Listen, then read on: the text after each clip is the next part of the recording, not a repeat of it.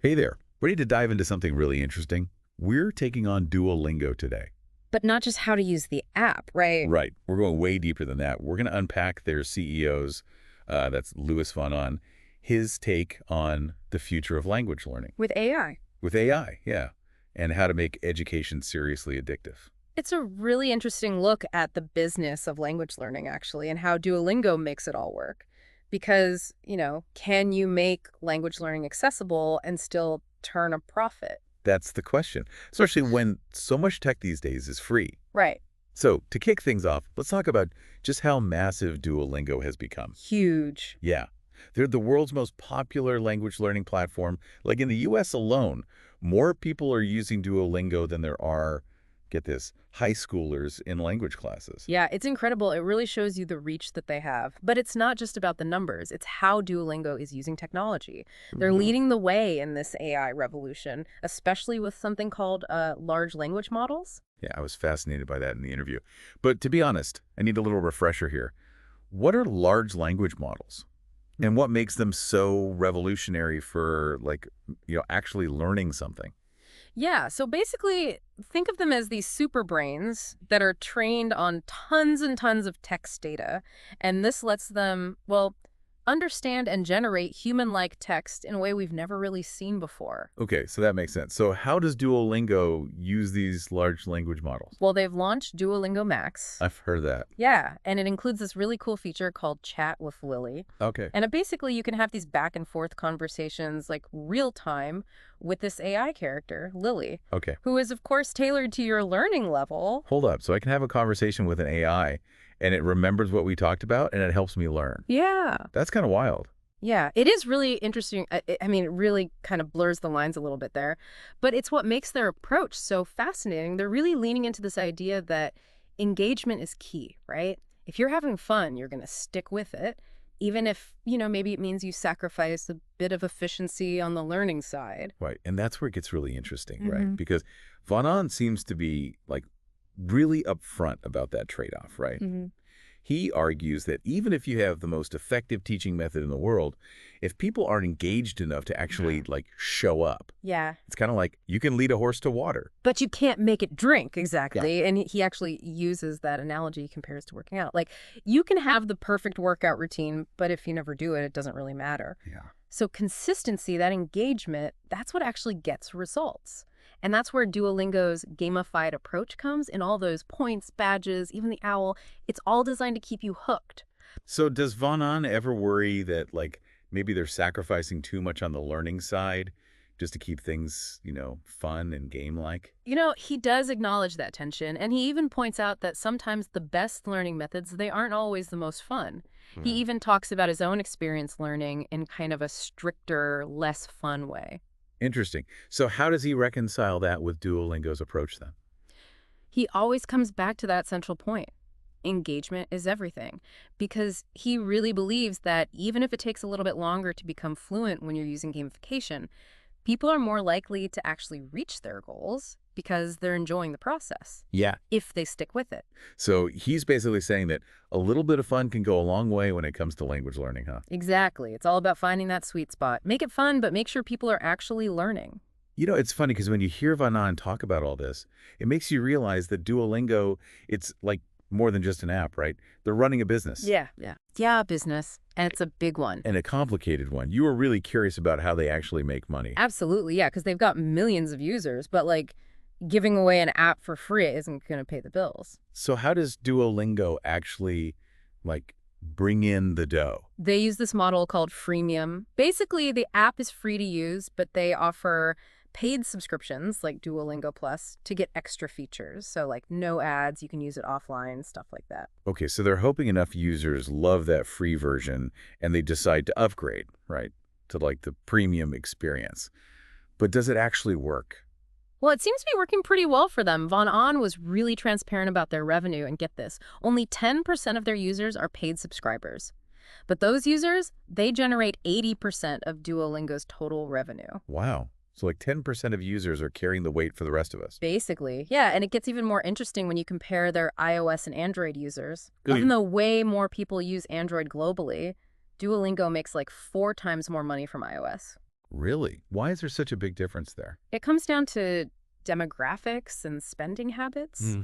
People who use iOS, especially in like the US and stuff, they tend to have more money to spend and they're just more used to spending money on apps. So they're really banking on those dedicated learners, in those wealthier countries to keep the lights on. Yeah. But hold on, what about the people who can't afford a subscription, especially in developing countries? Like, Yeah. how does that play into their whole mission of making language learning accessible to everyone? That's the million-dollar question. And it's something Von On really troubles with in this interview. He was saying how they've noticed that in those markets, people have an extreme tolerance for ads. Hmm. Like, people there are way less likely to pay anything, even a small amount, because they just don't have to, right? Right. They're happy to deal with ads if it means they can keep learning for free.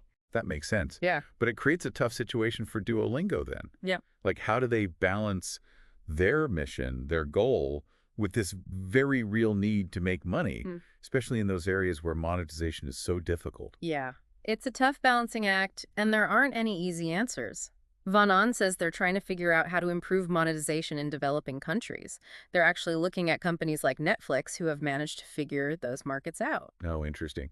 What's Netflix doing differently, besides just having really addictive shows to watch? Well, they're all about subscriptions, right? Right. There's no free version with ads. You want to watch, you got to pay to play. Okay. And that kind of eliminates the whole it's free until it's not thing, that Von On talked about.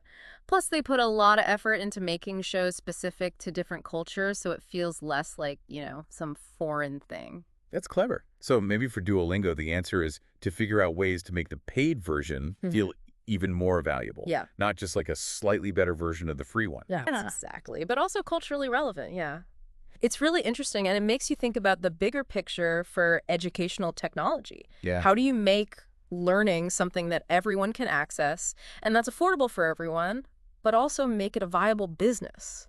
It's not enough to just have a great product anymore. Yeah. You got to figure out how to make it work globally, financially, culturally. Exactly.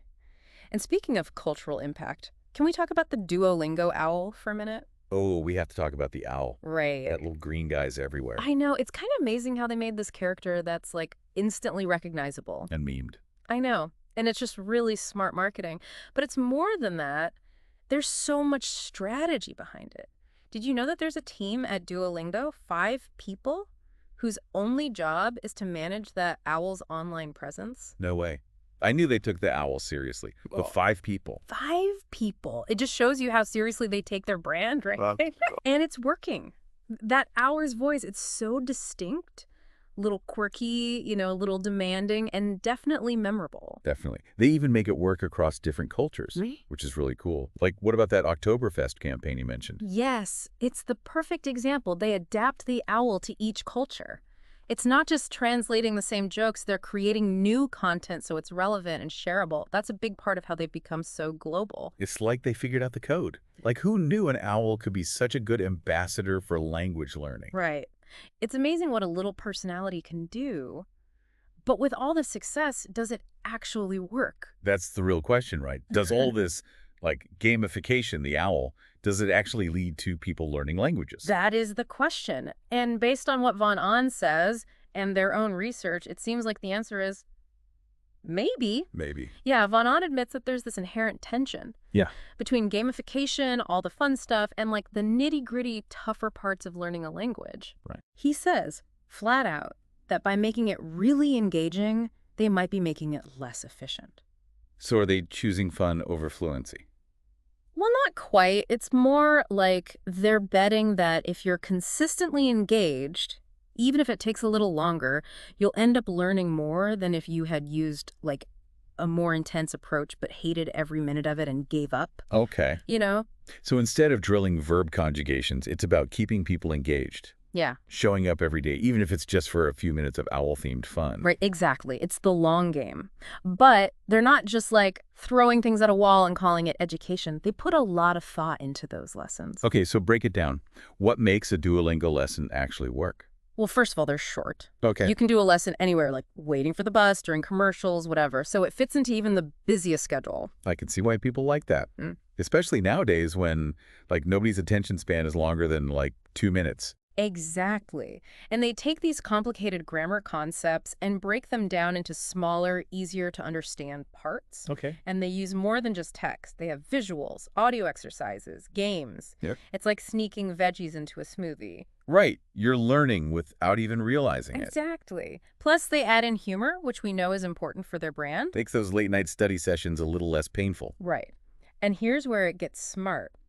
They make sure to introduce vocabulary and grammar in context. Okay. So you're not just memorizing random words from a list. You're Right. learning how to actually use them in, the real world. That's a really key difference. Huge. It's like they're trying to create something that's similar to how you would naturally learn a language, if that makes sense. Yeah. Just more structured and, dare I say, fun. It's like gamifying language acquisition. Right. And some people would say that, like, real learning needs to be more rigorous. But look at their success, right? Yeah. They've gotten millions of people to do something that used to be a chore. That's impressive. Yeah. But before we, completely crown Duolingo the king here, I do want to go back to the technical side for a second. Okay.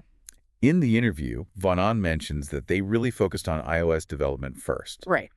even though Android has a way bigger user base globally. Way bigger. So in the short term, it worked out great for them, but it seems like now they're playing a little bit of catch-up. They are. So why focus so much on iOS at the beginning? I think a couple of reasons.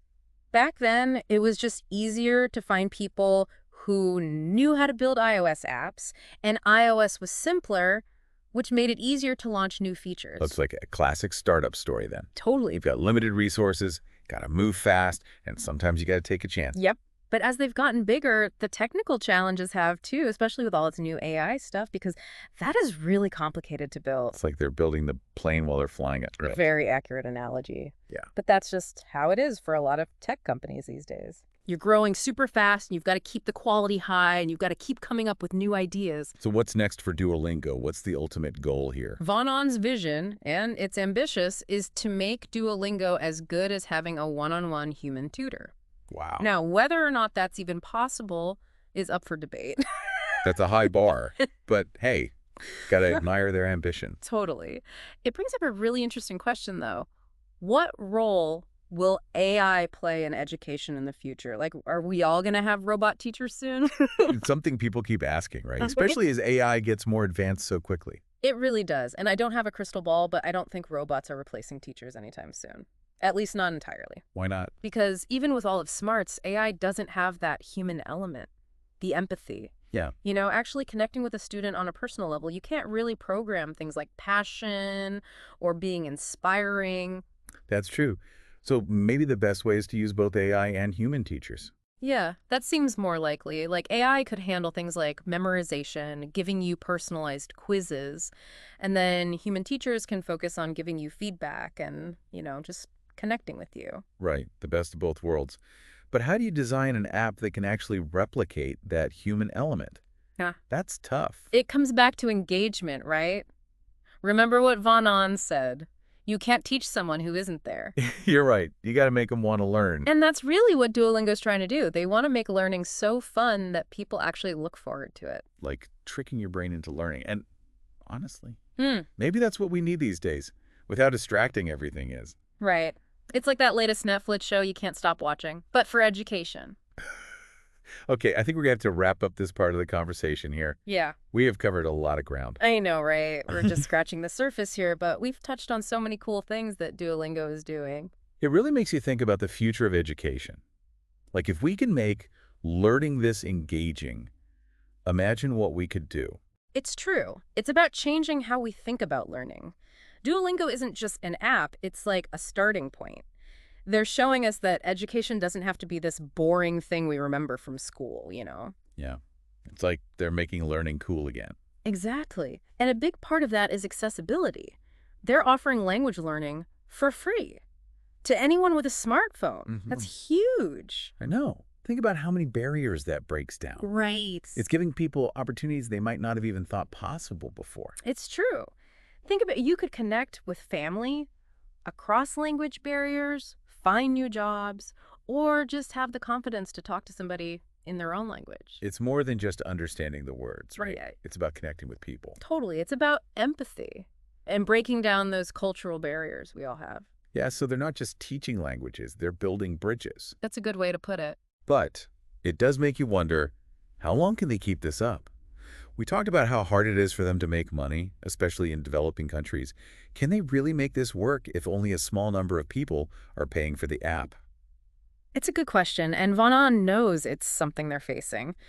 But it seems like they're in it for the long haul, you know? They're Yeah. trying different things, looking at other successful companies like Netflix. Right. And maybe there's a lesson there for all of us, right?